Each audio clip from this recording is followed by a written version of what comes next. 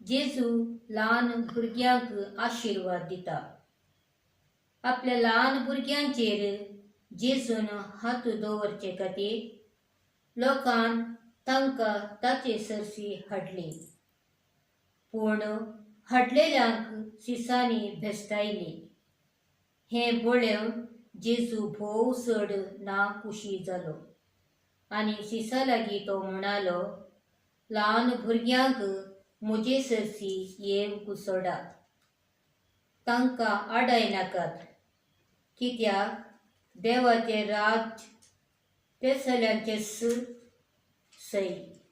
सतच हांव तुमकां सांगतां, जो कोण देवाचें राज्य एक ल्हान भुरग्या बरी मानून घेना, ताका तातूंत रीग आसची ना। उपरांत जेजून